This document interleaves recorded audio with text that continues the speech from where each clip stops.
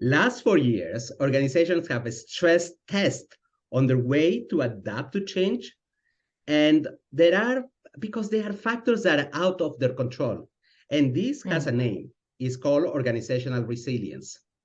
So if you want a description, is the capacity to absorb stress, recover critical functionality, and thrive in highly altered circumstances.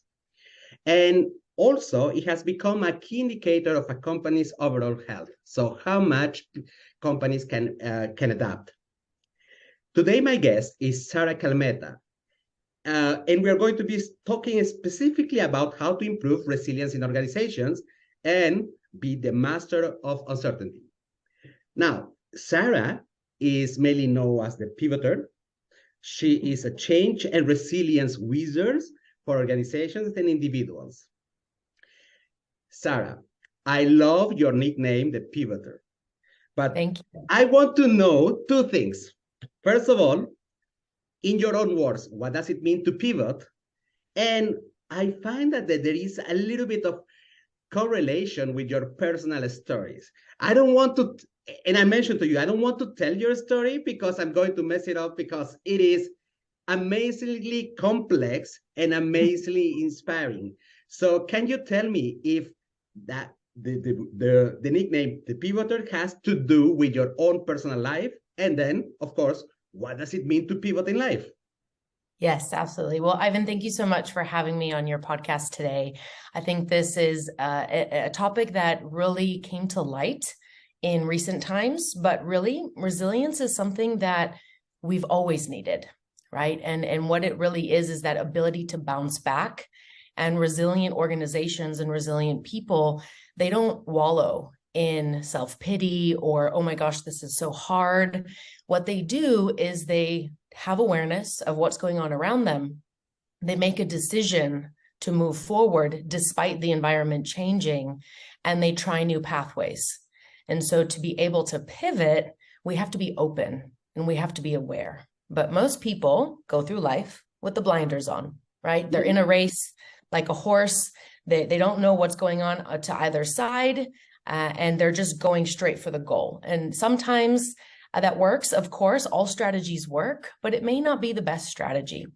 And so, yes, Sarah the Pivoter is a nickname moniker that I've received for myself because my company's name is Pivot Point International. Pivot really relates to change. We know this word from recent years.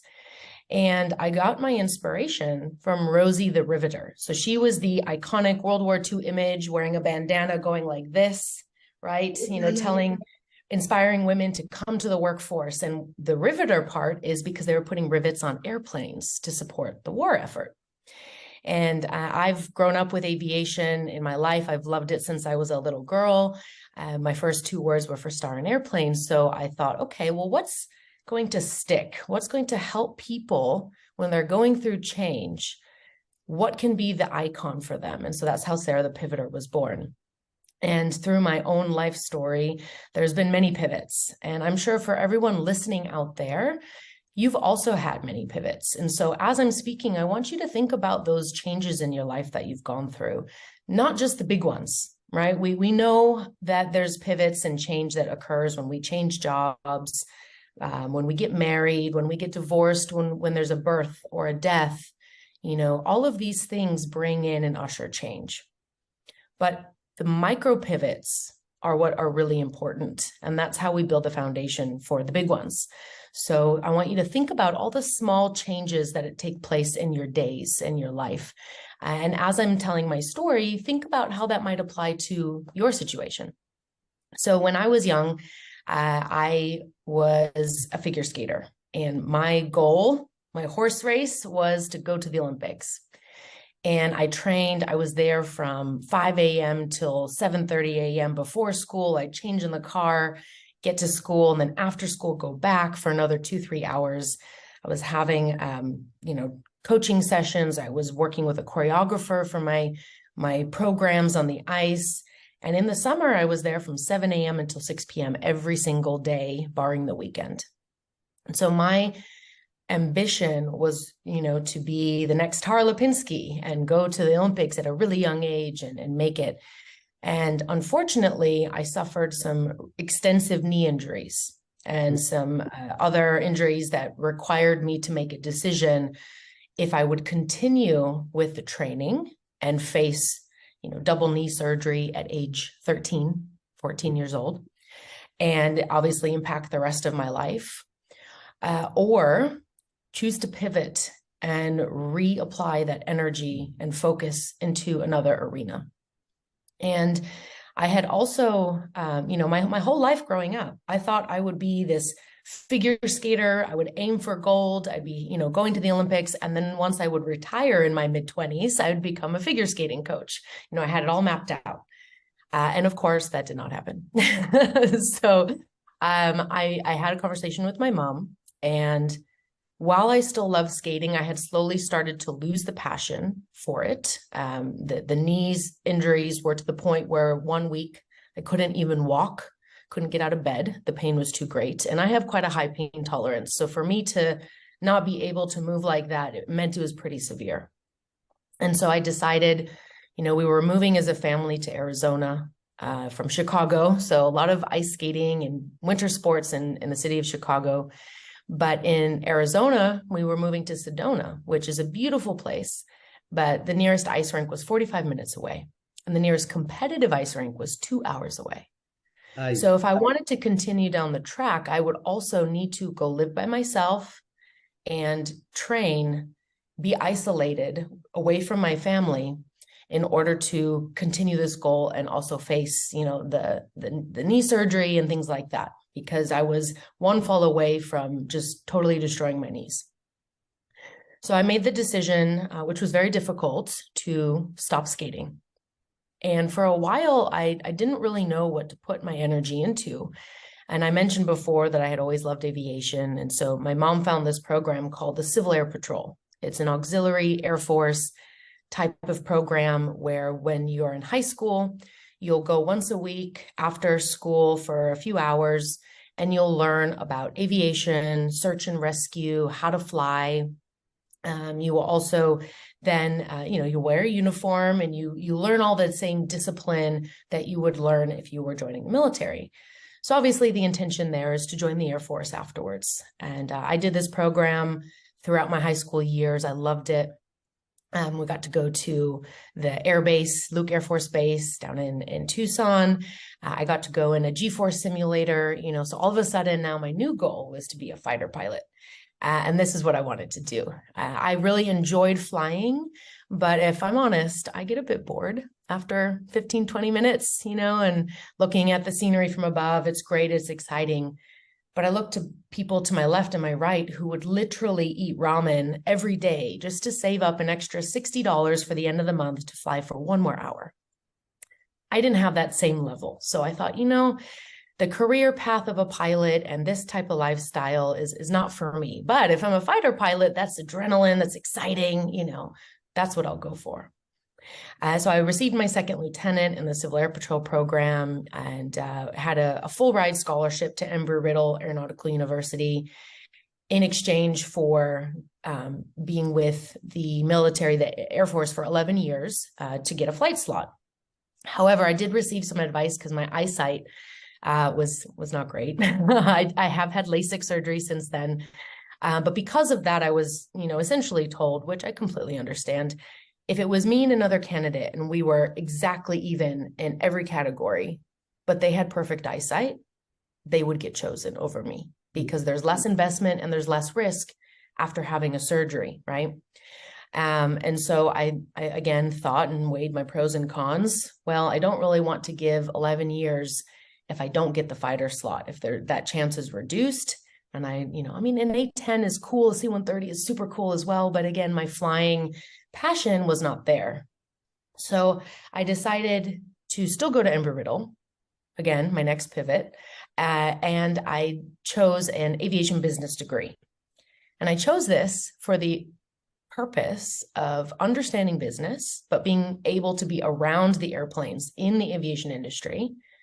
And then if it so happens that I decided I didn't like airplanes anymore, which I mean, that never really happens. Talk to anyone in aviation. It's like, it's the original virus, right? Once you have it, it's in your blood. And at least I'd have a business degree, right? And I could pivot into something else. So someone pointed out to me recently that I was pivoting before I was pivoting with that decision. And I went to school. I loved it. I loved being around aviation, being around the airplanes. I then wrote a strategic management plan for a local helicopter flight school, was hired. They made a role for me. So imagine, I'm 20 years old. I graduated when I was 20. Somebody's made a job for me. Like, how cool is that, right? And I was on top of the world. And then I graduated in 2008, mind you. So fast forward, global financial crisis. Of course, companies had to shrink. So I lost my position after 3-4 months of being there because it wasn't necessary, right? And I still remember my mentor, Rick Gibson, who still teaches at the Prescott campus of Embry-Riddle. He said to me, Sarah, this is the best thing that could have ever happened to you, especially now. It's like, you're just starting your career. You are going to have a leg up on everybody else who has been working 20, 30 years, because when they experience something like this, their whole world is going to crumble because they don't know how to handle change. He's like, you are lucky. And at first, of course, I was like, no, he's just trying to make me feel better, right? What does he know? Of course, he knows a lot more than I do.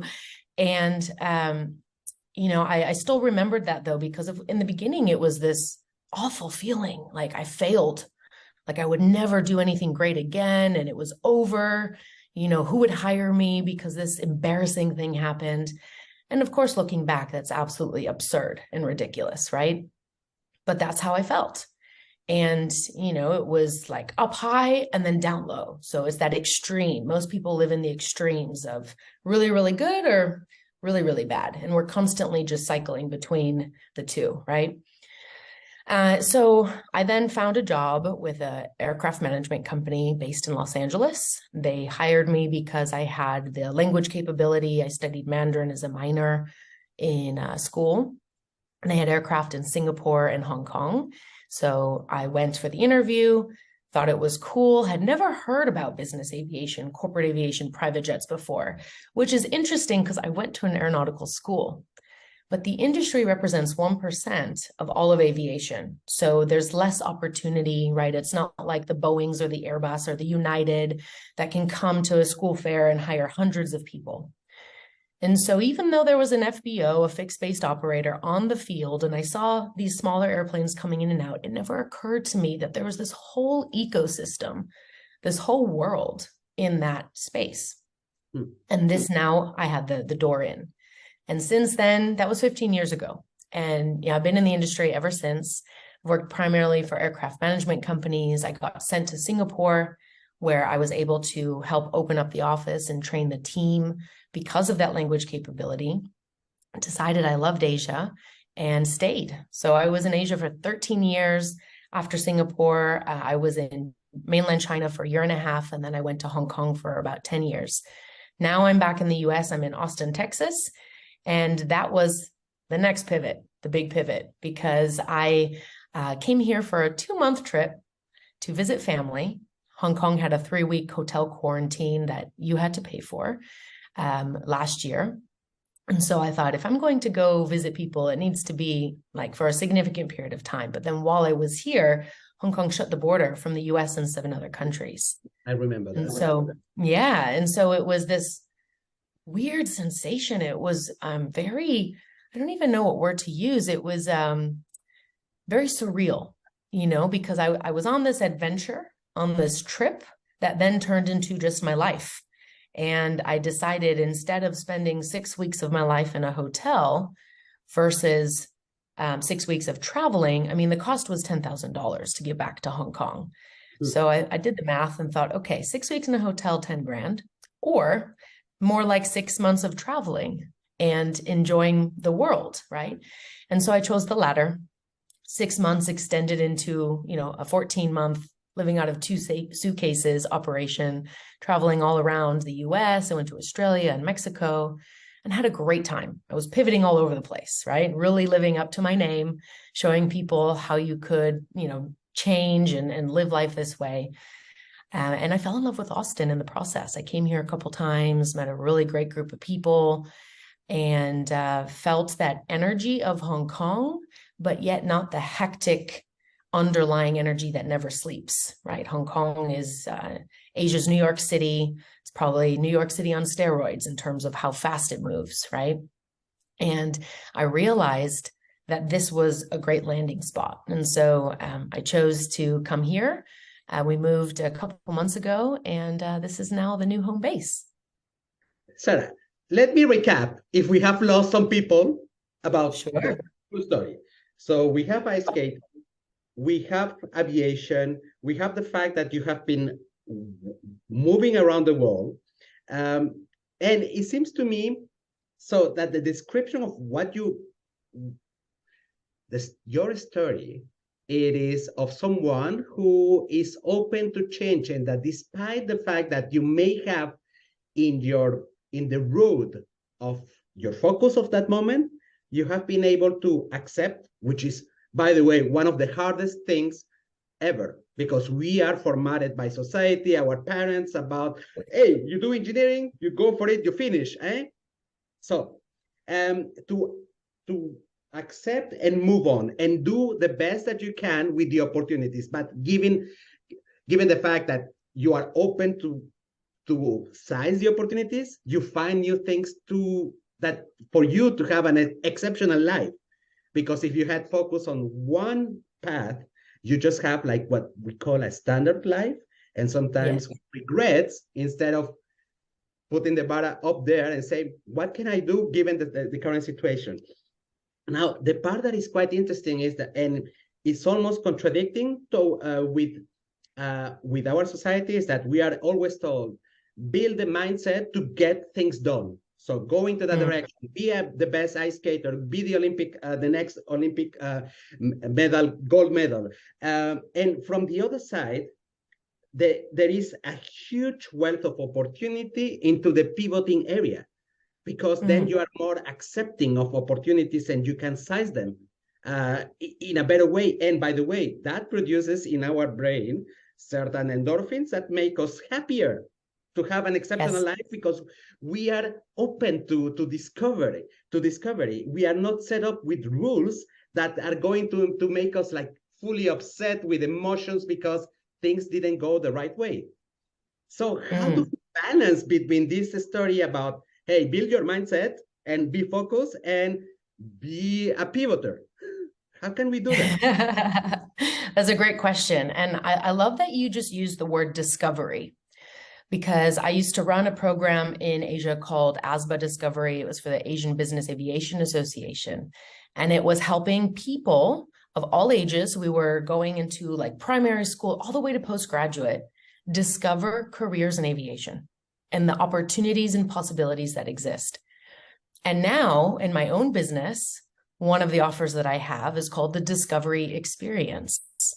And it's this year-long container where we are diving in and really discovering things about you that are dormant, because we all have passions and things that we wanted to do, but because of society or our parents or the culture or our partner or our kids or whatever other constraint we've put on ourselves, we've decided to shut that door.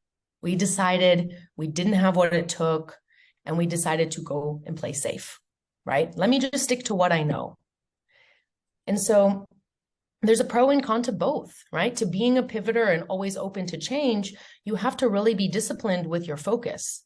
And you have to really be conscious of the decisions that you're making, really weighing the pros and cons, and not just going on impulse. Oh, I feel like this today. I feel like this today. You can do that for a period of time, but not forever, because that is very energy intensive. And it's also, human beings need some sort of stability. Now, we all have different personality types, of course, but if you're not staying consistent with any one thing, you will not have results, and you will constantly be in this flux of change. Now, the other side, right? If we have that stability, then that's when we start to create the walls. We build this house with the construct and all the rules for being happy, right? And we put these rules in place, like I will be happy when I have $1 million, or I will be successful when I become a VP, right? And we create all these very arbitrary goals because we think that's what we're supposed to do, right? Oh, I'm supposed to get married and buy a house and have 3 kids, and all of them should be grade A students and playing in sport, and if they're not, I'm a failure, right? Like where does that even come from? Obviously they're their own individual being, but yet this is the narrative. And we look at history, the course of history, and we look at the different rights of different groups of people, of women and men, and that whole process. We have come a long way, but each generation has their own idea of success, right? And what does that mean? So what I invite people to do is to find something that works for them. This is not a balancing act. I don't believe in work-life balance. I don't believe in balancing between being a pivoter and being stable, because balance indicates you're constantly chasing equilibrium. But it's not equilibrium, because for some people, the work is their passion, it's their love, it's their greatest joy. And their 100% might be, their 70% might be your 150%. But to them, that's their normal. They're not overexerting themselves. They're not overwhelmed. So we all operate at these different speeds. So finding what's your speed, what are your requirements, what are your needs, what needs do you have to have met? And I'm not talking about food and shelter and water and air. I mean, is recognition a need for you? Is learning a need? Is kindness and respect? What are those things for you that establish the baseline and foundation for which you build upon? And those are called your values. And putting them into action, using them like verbs, and finding this unique formula for you, right? And how do we do that? Through trial and error. Life is just a great science experiment. Just imagine that, you're in 7th grade science class again, and you're figuring out what that green slime does when you add this to it, when you add that to it. Maybe it explodes in your face, or maybe it, turns into a different shape. And that's what you're doing with your life. And so when you can look at it more like that as a game, you can be curious and you can be more open. So my biggest invitation for anyone that's on this journey that wants to build their resilience and be open to new opportunity, even though they might be scared about the how and the what, just look at life with the word "and." I am scared, and I am willing to look at this opportunity. I don't know what to do yet, and I'm willing to learn, right? Instead of saying or, I can have this or that, it's and. So when you can look at yes and, theater, improv, people in the arts space know this as well. Just say yes and add the next part. Yes, and I need to learn how to do this, right? The next time your boss says, hey, I have this project, would you like to do it? Yes, and I will need support because this is a new skill for me. Great. So start asking yourself, how can I? Rather than starting with I can't. Great. Hey, by the way, some stories that have stayed with me, is this concept. And I think it is good to clarify it. So pivoting, it is a process.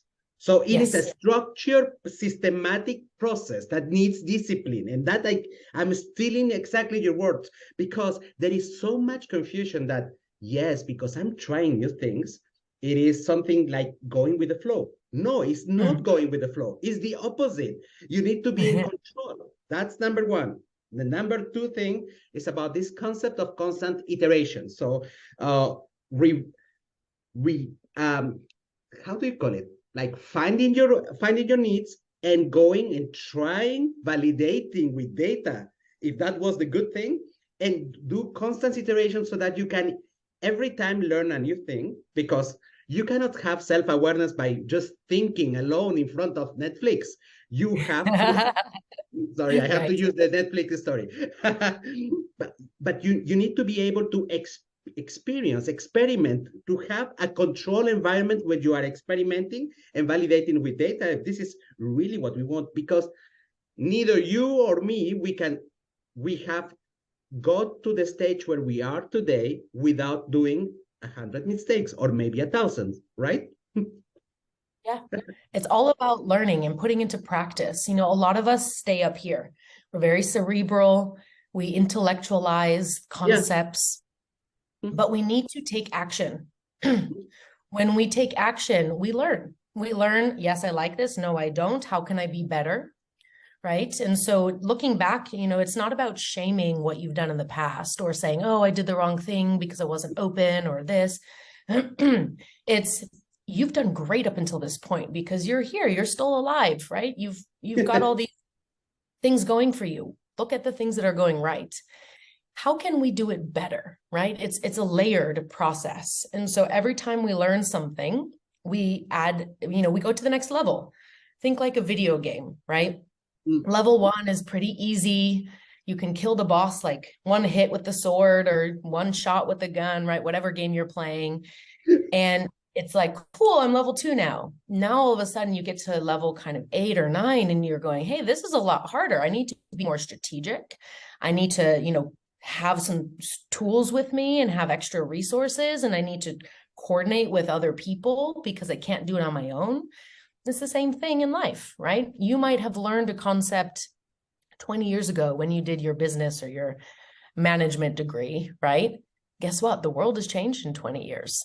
People have changed. We've evolved. We've gone to the next level. Communication has changed, right? What you learned even last year in school or in your program is going to be somewhat obsolete, right? So it is not a, here's my goal. This is what I go for. And I've learned this one thing. This is what I do forever. It's how can I continue to expand this and make it my own? How do I continue to add layers so that when I look back, I realize, hey, I've just been going up a staircase that's a spiral. So even though it looks like I'm at the same spot I was 2 years ago, I have a bit of a higher view and I can see more and I know more now. So yes, it's the same type of situation, but you can handle it a lot differently.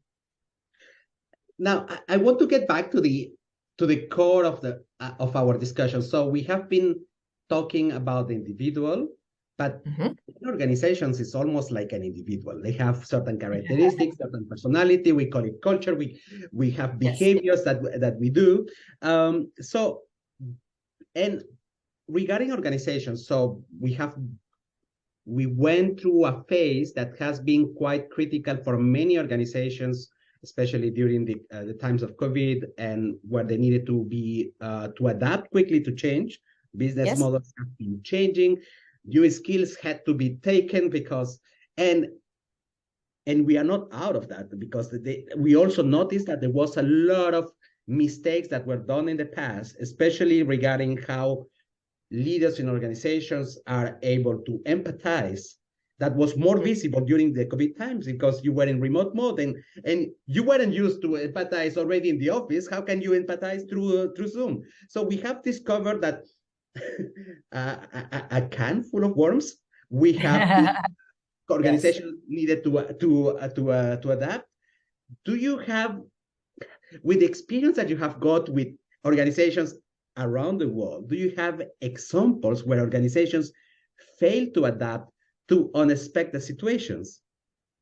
Absolutely. You know, in business aviation, we deal with the unexpected every single day because the whole point of the industry is to have an aircraft that you can fly to other airports that airlines don't go to, right? So this is how we do search and rescue. We deliver aid, organ donation, you know, getting to a small airport closer to the plant factory, et cetera. So we are dealing with constant change all the time. Even so, I saw many organizations have to shrink because their business model was so narrow that they couldn't adapt to anything else in that time. However, there were other organizations that were able to digitize products or come up with solutions very quickly. And a lot of those were in the kind of services space. So that was, you know, a large part of what they were doing already, looking at what does the market need and how do I provide that? And so, and this was not just in aviation. In Hong Kong, I saw a lot of companies, especially brick and mortar, right? The restaurant businesses, et cetera. Now, I saw something quite unique in Hong Kong where very quickly, because we had a containment, if you will, with that 3-week quarantine. So we were still able to go out and do things, but we would have restrictions, like we could only go out to eat at a restaurant until lunchtime. And then everything after that, you couldn't go out to eat at dinner. And, the reasoning and thought logic behind that, not so sure. But anyways, so what did a lot of these restaurants do? They still kept their staff and they pivoted to having takeout and delivery. And how can we bring this experience to your home? How can we give you that same quality of food, right? Some of the restaurants in the hotels, what they were doing is saying, hey, come book a room for a night and we're going to give you the experience that you would have at the restaurant, right? So they're bypassing the restaurant rule by somebody coming and staying at the hotel. So they're still able to earn revenue, right? So there were a lot of people that were, so this is what I do, this is all I do, can't do it. And then there were others that were really quick to say, hey, how can I still deliver this service to my customers? Whether that was a restaurant or a personal trainer or an investment banker, a real estate agent, a lot of people, you saw there were people who were very quick to act. Let me come up with something that I can still deliver with the new constraints, right?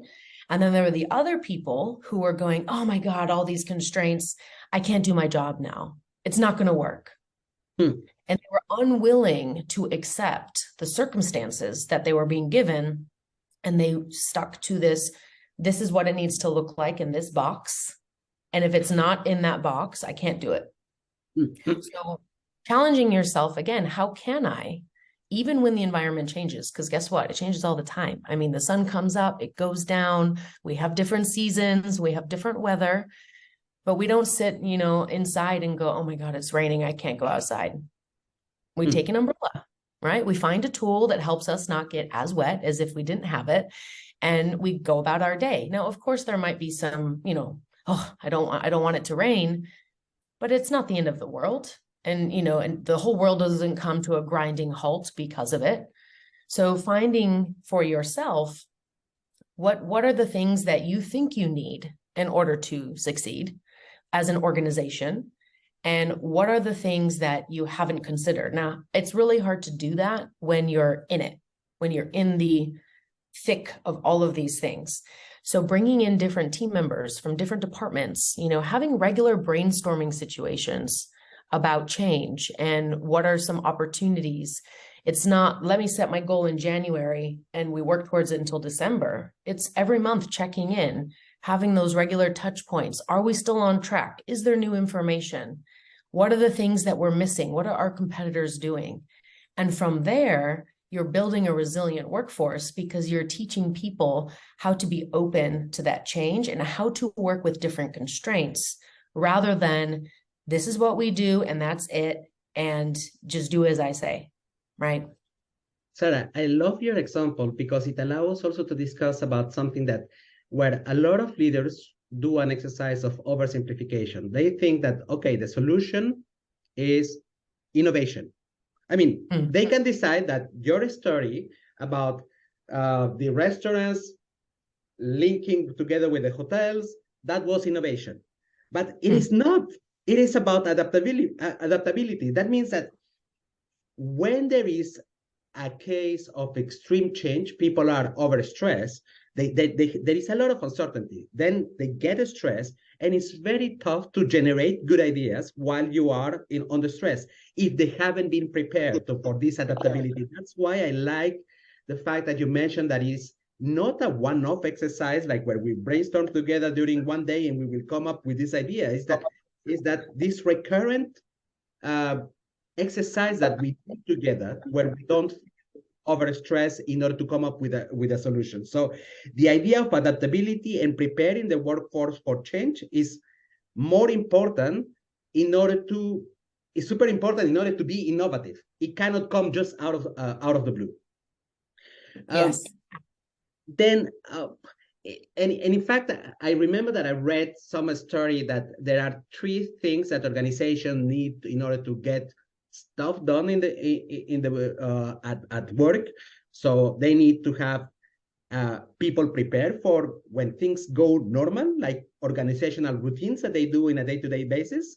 Then they need to have like, in order to, when there is a little bit of uncertainty, they need to have like a couple of rules of thumb to work things a little bit better, to have some rules that in case of uncertainty, you can apply. Like, I will not spend more than 10% of my revenues in marketing. Like, that's my rule of thumb for me. And then, of course, there is the art of improvising. So how well are you going to read the uncertainty and prepare, train your brain in order to be ready for large changes? So three things that organizations need to manage to manage work and make things happen. Yes. Now there is, according to you, and given the fact that you have been working with organizations as well as individuals, how do you see, what is the main difference in order to train organizations versus individuals in order to help them be more resilient?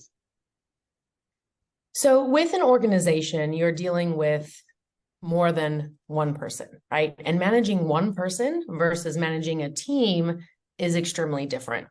So within an organization, you have the company culture, the company values, and there will be some people in the company that maybe their values don't exactly match. Maybe that was never part of their consideration when they joined. Maybe they've grown and they're no longer in alignment, right? But they're still there. And so as you're dealing with an organization, you have to be very aware that it can't just be a top-down approach. It has to also be a bottom-up approach.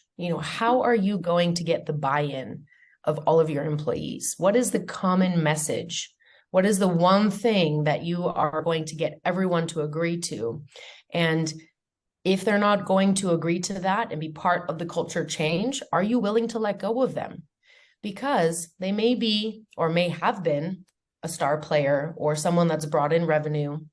But if they're not willing to get on board with the direction that your company is going, why would you want them there? They will become toxic and create pockets of, rebellion, people who will say yes, but then not do the thing, right? And so it's going to create a lot of frustration for the people who do want to be on board, and is going to create issues in the terms of your dynamics.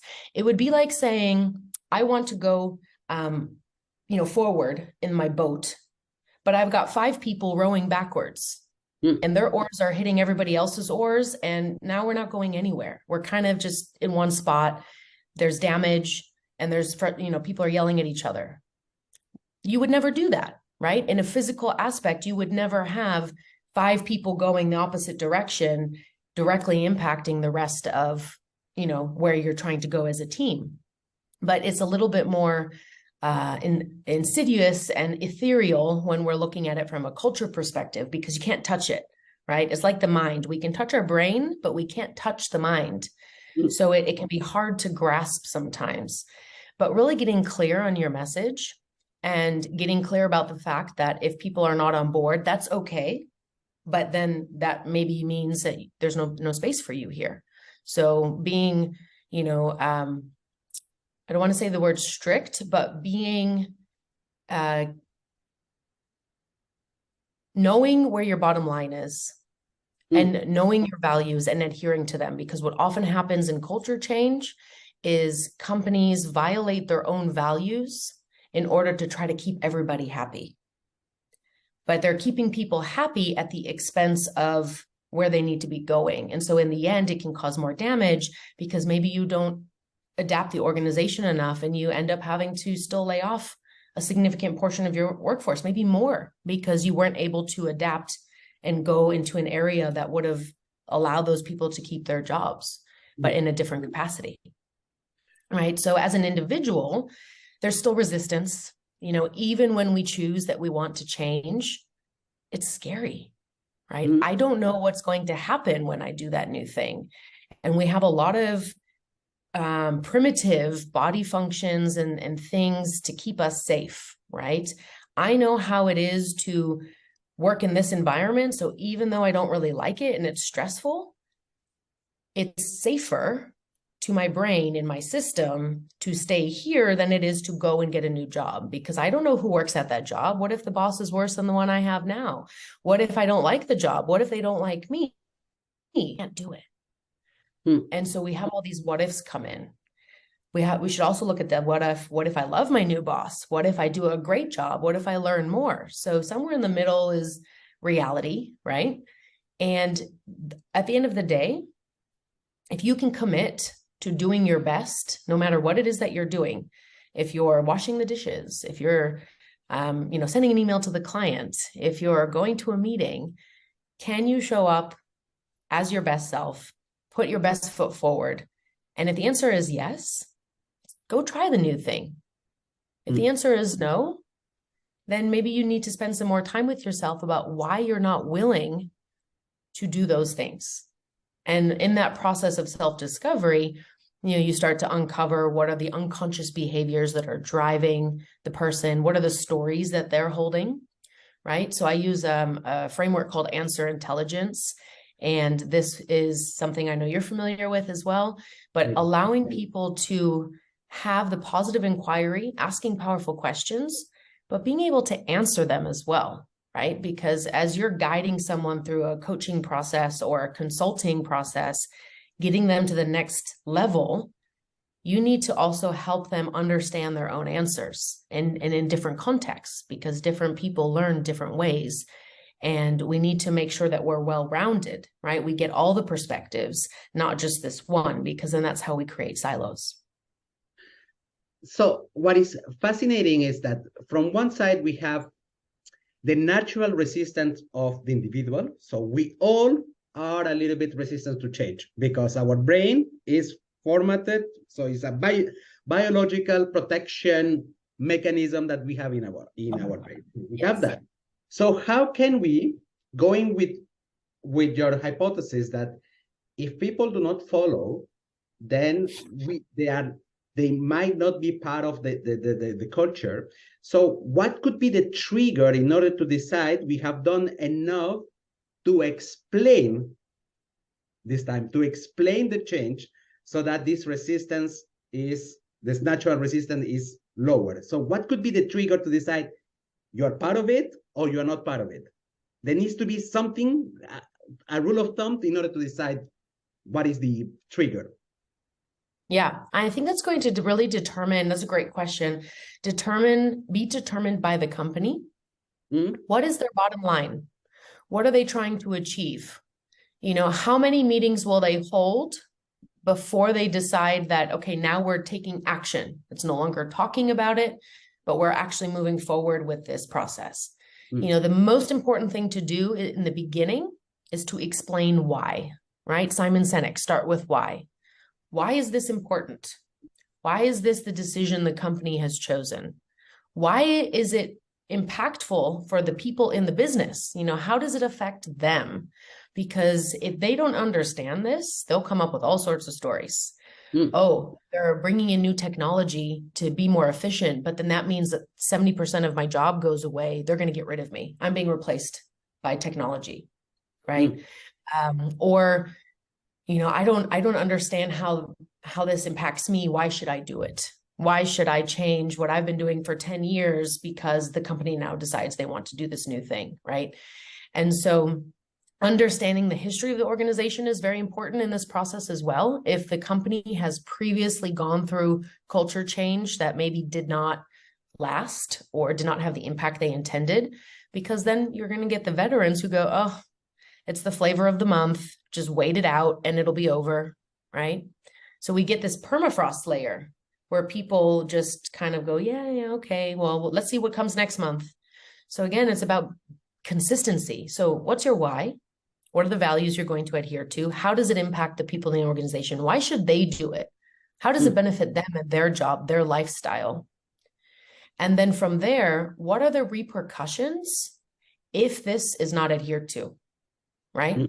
If the policies are not followed, be very clear on this, right? Because if you don't have clarity, then people will go, oh, well, I don't need to do it. Like if I don't do this one little thing, it doesn't impact the whole organization. So they don't understand their part in it. Make sure you explain how each department, each person's role is impacting the overall outcome. And so everyone needs to be on board together. And if it's found that they're not, then obviously things will go down a different direction. But it's not about threatening, right? It's about getting buy-in, showing the value, and letting people express themselves. Having those the top management will work with the senior management, works with middle management, and it trickles down. Finding your change agents. Who are the change agents in the company? There might be someone who's been there 40 years. They don't hold a management title, but they're certainly a leader and they have the people's ear. Who are those people? Can you get them on board first so that when, water cooler talks are happening, this person, these people can go, hey, you know what? It's really powerful because I've been here 40 years and I've never seen anything like this.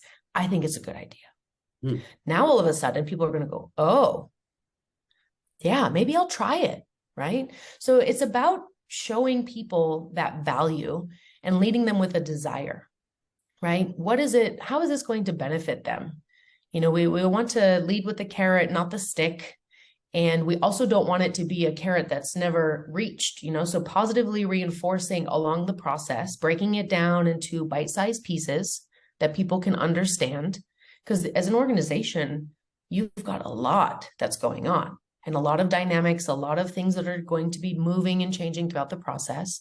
So regular communication will be key, and having those regular touch points, letting people know how they're doing, how the team is doing, and asking them what they think they should be doing, because you don't know what you don't know. And if you assume that your intention has been received the way that you sent it, then that's where we start to get the blocks, right? Because as we know, when you assume, you make an ass of you and me, right? And the road to hell is paved with good intentions. So regularly checking in, asking people what they're doing, how they think that's benefiting the process. Do they have any other ideas? Because then they might come up with something that you can answer and say, hey, you know what? We tried that. This is why we haven't gone down that route. Or that's a great idea. I'm going to review that now with management and see, how we might be able to incorporate even an element of it. It's not about taking every single idea. Ultimately, you need to show that you have the capability to make decisions and stick with them, right? But that you are willing to get these ideas. You are open, right? You're demonstrating that resilience by being open and having the willingness to listen. And then when there's a connection, great. When there's a disconnection, you express why. In fact, it was super good that you have explained a little bit about the real homework that organizations should do in order that in times of change, they decide who is in or who is out. And it looks like the homework is quite extensive. So there is a moment of self-awareness, which you mentioned, is say validating if in the past did we weren't successful in any type of change, how was received that back then. Also understanding what are the weaknesses currently in terms of leadership, and maybe the CEO himself has been doing certain things that may not be perceived as that positively. Then there is a moment of empathizing with people where you kind of help them, and you used the word communication several times, and I like it because you were saying that we need to communicate with people in the right way that they can understand it. And you mentioned the AQ model. Also, there was another part where you were talking about the contribution, because when we feel that we are contributing to the change, we are coming up with ideas, we feel like the change is me. So why is not the CEO who is just deciding I'm contributing to something that is, so we feel more engaged in order to be part of the change when we give our little grain of sand. And I love that you have clarified that it's not just you are in or out. It is a full process that organizations should onboard during the times of change. And it goes beyond just the traditional change management approaches that I have heard so many that are more about thinking that if you repeat the change several times, it will happen, or that change should be treated a little bit like an advertising agency. So if you put a lot of posters in around the offices, people are going to change.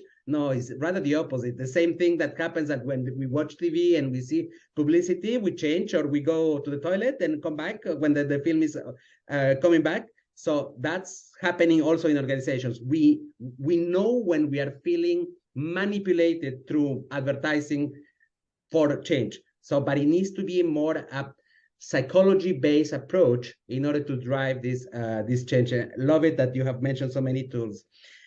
In order to teach resilience, as the traditional mode of delivering content, like doing the traditional training of, okay, let's have a 1 or 2 days training to build resilience. Does it work or not? No, because if you come in, I'm going to use an example that everyone can understand, right? If you want to change your body, you want a physical transformation. Do you think that going to the gym for 2 days is going to change your body? No. You are not going to go into and have like super ripped arms and a 6-pack abs and lift 100 kilos in 2 days. You will start the process, but you need to maintain, right? So when I see organizations just throwing in a workshop here and there, and they don't have a wider program that is helping to build resilient teams, this is just a box tick.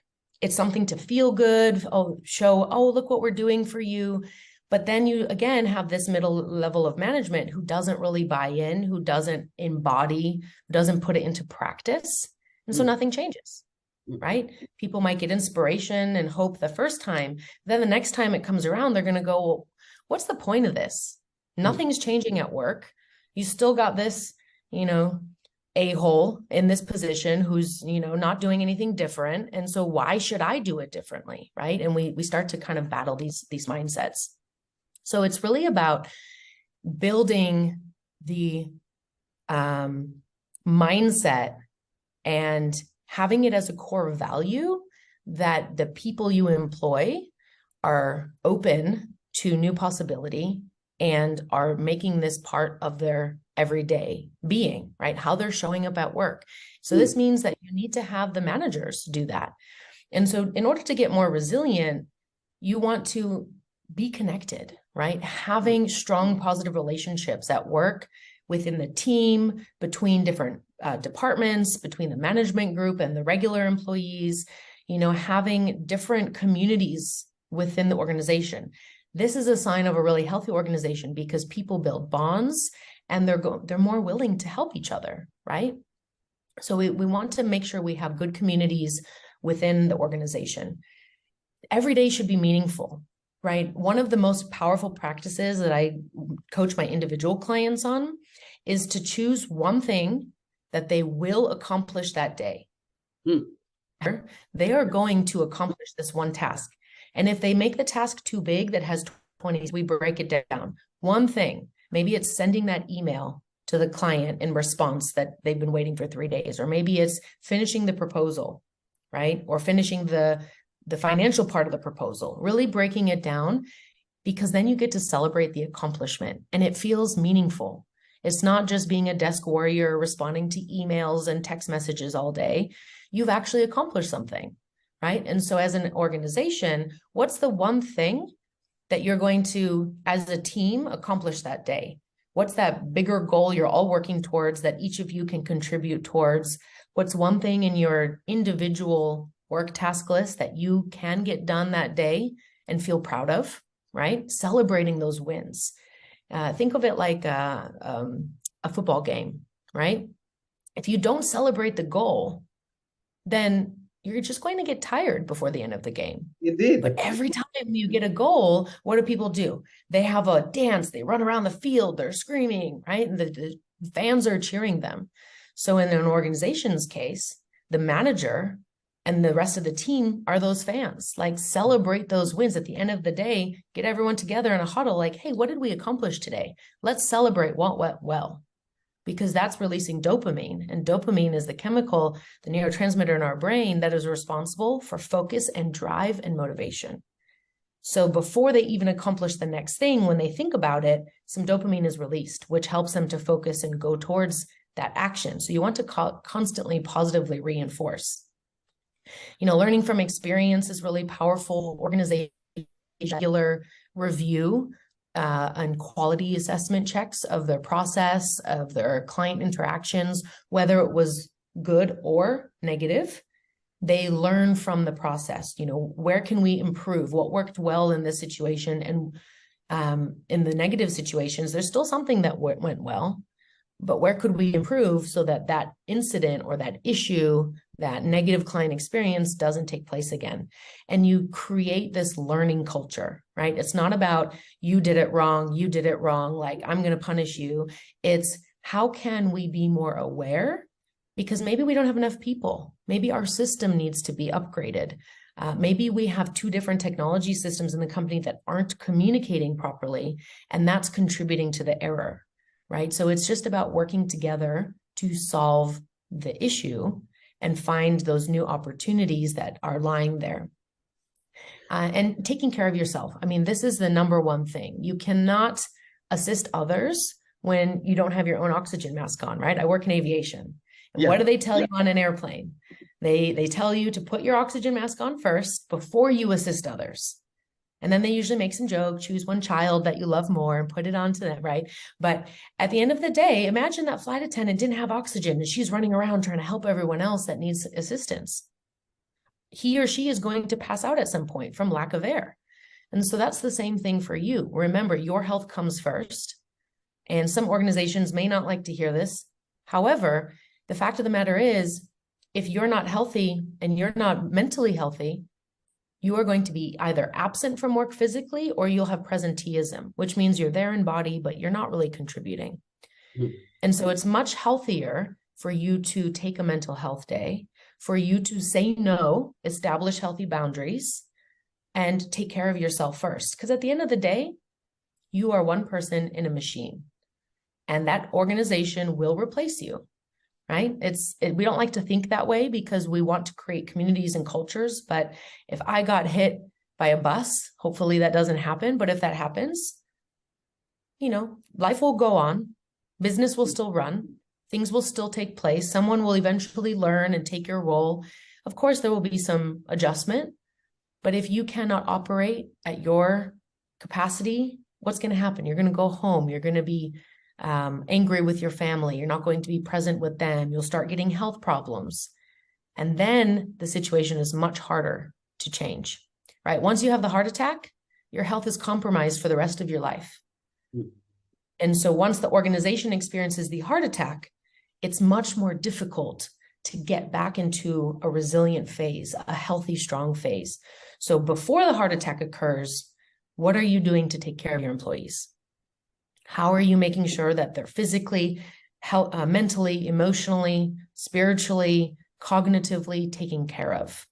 What are the lead indicators that you know to train your managers on to say, hey, when this starts to happen, we need to pull back. We need to have that conversation with a person because they might be reaching, more towards the burnout phase of the resilient cycle. So these are signs to look out for. So a lot of training I do with organizations is how to train managers to be able to identify those things and how to teach individuals how to identify for themselves where they're at on the resilience scale. What are the tools that they can use to help them be fully present and able to deal with uncertainty? Because if you're sick, if you're tired, if you're mentally drained, that uncertainty is like the email coming in at 5:30 p.m. All of a sudden, there's a big fire.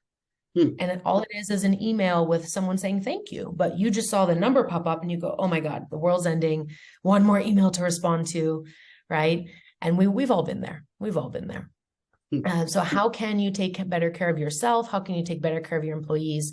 Building in a program at an organizational level is instrumental to building a resilient organization?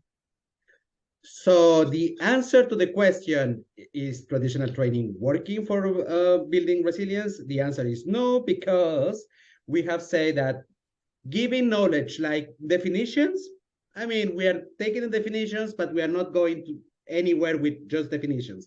Maybe telling stories is a little bit inspirational, but I mean, if without the action, without the recurrent practice, nothing will happen. You build resilience not with a one-off training or awareness session. You build resilience. You use the word program, and I like the fact that you say program. Program, that means that is something sustainable, but it doesn't mean that it has to be done by a trainer. It means that maybe it's part of a trainer. Then there is a little bit of responsibility from the managers, a little bit of responsibility from the employees, because you need to practice. You need to build it together. Now, the other thing that is quite powerful, and it needs to be, it needs to enter into the heads of most of the leaders of the world, is the fact that you don't go into resilience training or program when change is already happening.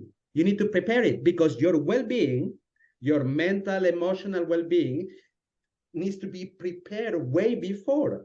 So otherwise, when the moment happens, when there is a lot of change or uncertainty, and managers, as you say that they are already overloaded the stress with the last email story, or we don't have the capacity because we are overloaded with so many things to be done, and one of them is to take care of my people. So of course, I will be able to answer to all of the questions about definitions of resilience and tell beautiful stories that I have read in books, but I'm not practicing or helping my people to build resilience, right? Right. And if you read a book, but you don't do anything, you might as well just do this. Exactly. And that's it. It's like, because it's just knowledge. It's not wisdom. It's not put into practice. And,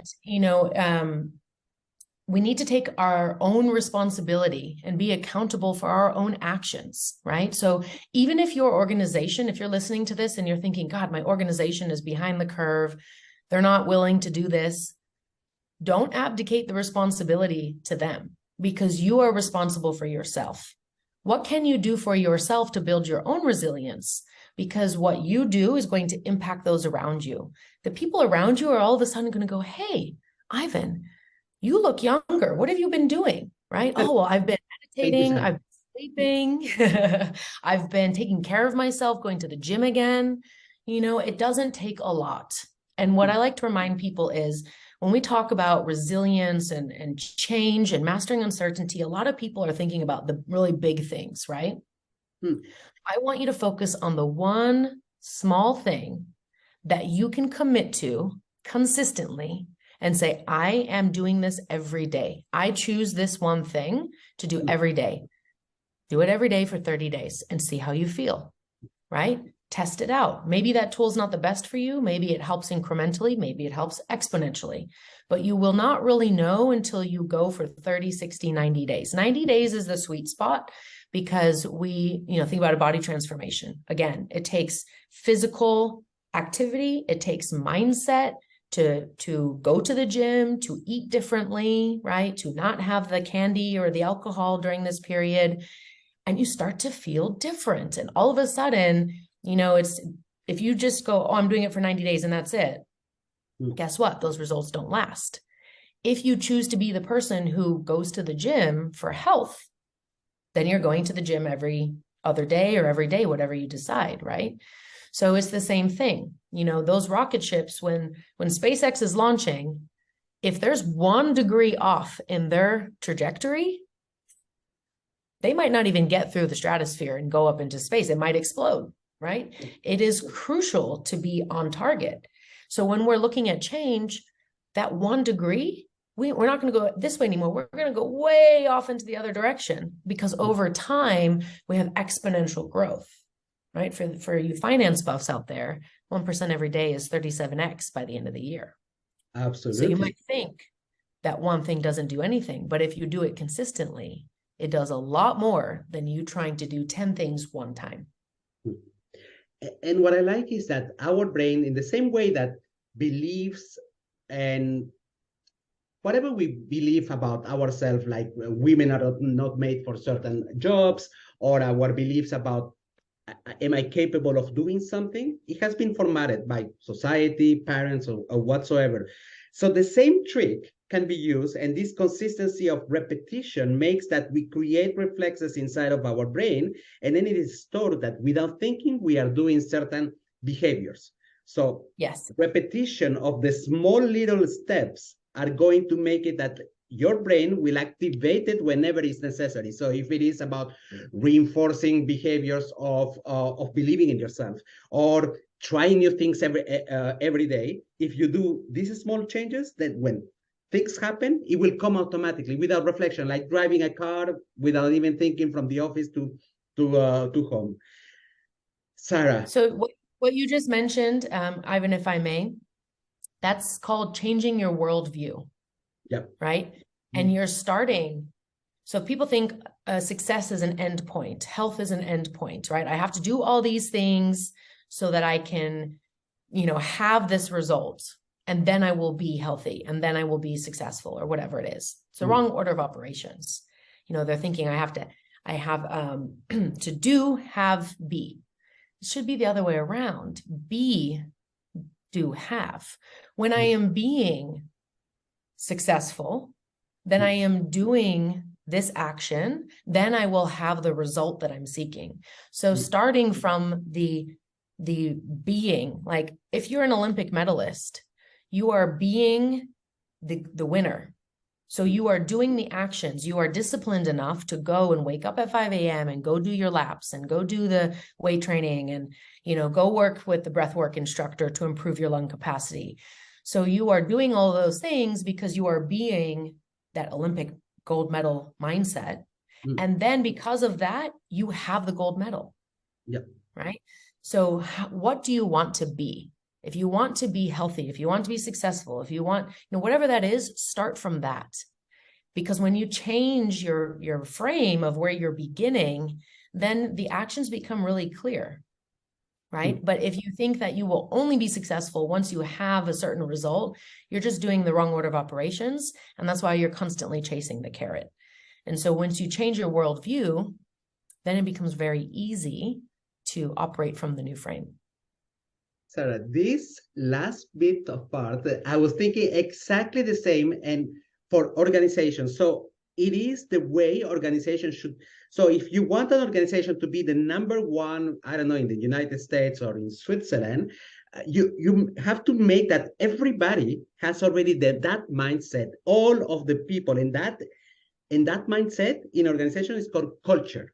So you are creating a type of common traits and beliefs in the organization so that you end up being the number one. But of course, if you just put it in a wall that you want to be your mission is to be the number one, nobody's going to get inspired. You are putting the results instead of the being at that moment very clear for the organization, and that is called culture. Sarah, I love the discussion, and I'm pretty sure that we could continue a little bit more, but time is running. And I wanted to ask you, so how can people reach you?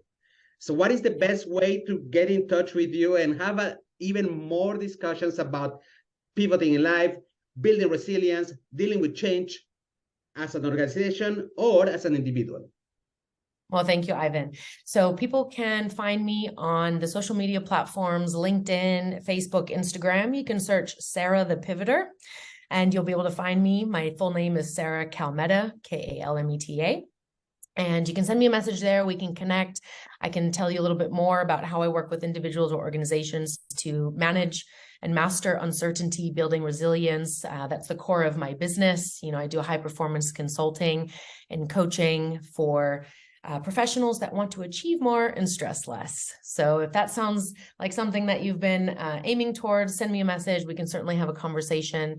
I also have my own podcast and content on there that you'll be able to access on those different platforms.